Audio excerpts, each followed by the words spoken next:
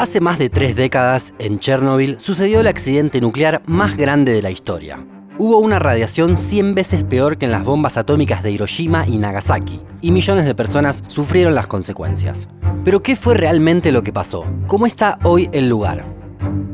Antes de averiguarlo, no te olvides de suscribirte a nuestro canal y de activar las notificaciones.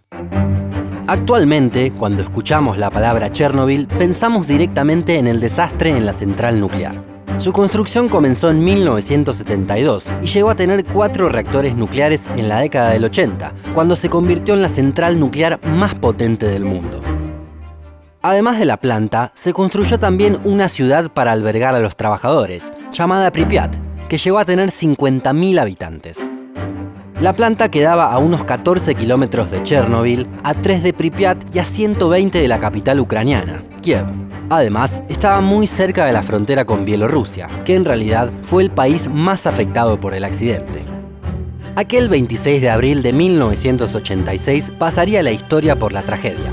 Estaba planeado que se realicen unas pruebas de seguridad en el reactor 4, pero todo terminó de la peor manera. El resultado fue un sobrecalentamiento del combustible y la destrucción de la base del reactor.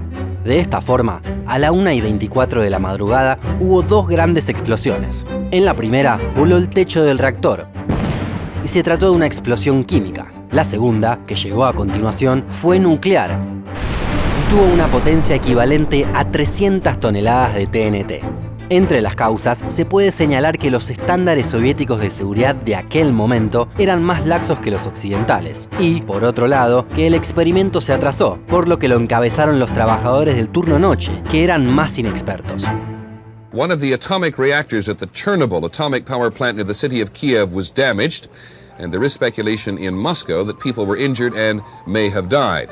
Los primeros que se encargaron de controlar el desastre fueron los bomberos de la zona, que apagaron el incendio. Sin embargo, en la base del reactor había combustible que seguía ardiendo. Al mismo tiempo que se controlaba el reactor, se comenzó a actuar sobre la población para prevenir posibles contaminaciones. Al principio, las autoridades soviéticas trataron de esconder los problemas, pero la comunidad internacional advirtió la situación. De hecho, fueron los suecos los primeros que se dieron cuenta. The first word that something was seriously wrong came from this power plant in eastern Sweden, where workers coming on the job registered abnormally high levels of radiation on their bodies. El viento que sopló en dirección noroeste llevó los materiales radioactivos hacia Escandinavia y luego hasta casi toda Europa, incluidas las Islas Británicas. You can be sure that the decision to disclose was made at the very highest level. Probably it took several days for the Soviet leaders to decide how to handle it.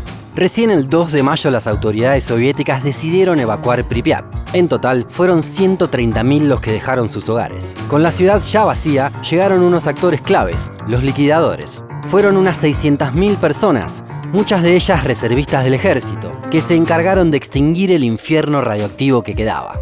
El 6 de mayo pudieron acabar con las llamas del reactor y comenzó una nueva etapa. Para evitar que la radiación se siguiera expandiendo por la atmósfera, construyeron un sarcófago de hormigón que envolvía al reactor y lo aislaba del exterior.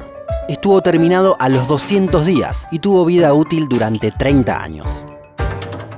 A partir de allí se delimitó una zona de exclusión que se mantiene actualmente y tiene un radio de unos 30 kilómetros. Pripyat, por ejemplo, sigue contaminada con plutonio y se necesitarán 24.000 años para reducir su intensidad a la mitad. Donde existen grandes divergencias es alrededor de la cantidad de víctimas fatales que tuvo esta tragedia. Los reconocidos oficialmente son 28 y son los liquidadores y bomberos que trabajaron durante los días del desastre. Pero otras estimaciones, hechas por la OMS, Greenpeace u otros organismos, hablan de miles de muertos, e incluso alguna llega hasta el 500.000 de personas fallecidas. A pesar de que nos parezca una locura, la planta siguió operando con el resto de los reactores hasta el año 2000, ya que Ucrania era dependiente de la energía que allí se generaba. Quedó, sin embargo, una bomba de relojería que había que resolver. Es que el sarcófago tenía una vida útil de 3 décadas, por lo que tenía que construirse otro. So they're actually building a brand new containment facility over here, which when it's finished will be slid over on top of the old containment, on top of the old sarcophagus. En noviembre de 2016 se inauguró el llamado nuevo sarcófago seguro, que es el que actualmente contiene la radioactividad del reactor 4. Es una obra de ingeniería sin precedentes. Tiene 110 metros de alto, 150 de ancho, 256 de largo y pesa más de 30.000 toneladas. Tuvo un costo de 1.500 millones de euros y tiene una vida útil de un siglo. Pero por fuera de la planta nuclear, ¿cómo están hoy las ciudades cercanas? La zona próxima a la planta nuclear es conocida como el Bosque Rojo, ya que la radioactividad emanada le dio ese tinte a la vegetación. Si bien la mayoría de los árboles fueron talados por liquidadores en su momento, luego fueron ganando terreno poco a poco. No solo porque la radiación parece afectar menos de lo esperado, sino también porque no interviene el hombre. This could be pristine wilderness, but it's not. It's a contaminated, deserted wasteland. Esto se puede observar perfectamente en la abandonada ciudad de Pripyat, que da una impresión de ciudad post-apocalíptica y hasta nos hace acordar a Centralia, la ciudad que se incendia desde hace más de medio siglo. Un experimento interesante se puede ver en Burayakovka, un pueblo abandonado a unos 10 kilómetros de la central eléctrica. Allí, en 1998, un grupo de zoólogos ucranianos liberó a 30 caballos de una especie que se encontraba en peligro de extinción. A pesar de que no era su hábitat natural, se adaptaron perfectamente. En la zona, actualmente, se pueden ver animales muy distintos, como osos pardos, linces, jabalíes, cigüeñas, lobos, castores y águilas. Pero además hay personas que viven allí. En primer lugar, hay más de 5.000 personas que siguen trabajando alrededor de la central. Pero también hay unos cientos de personas que eligen vivir en Chernobyl. Durante varios años estuvo en crecimiento la población y superó las 700 personas en 2016. Muchos pobladores cuentan que se sintieron discriminados tras el desastre por sus nuevos vecinos. Poco a poco, y con el descenso de la radioactividad, algunos decidieron volver. La gran mayoría son ancianos. A pesar de los intentos del Estado ucraniano, continúan viviendo en la zona de exclusión y hacen una vida relativamente normal.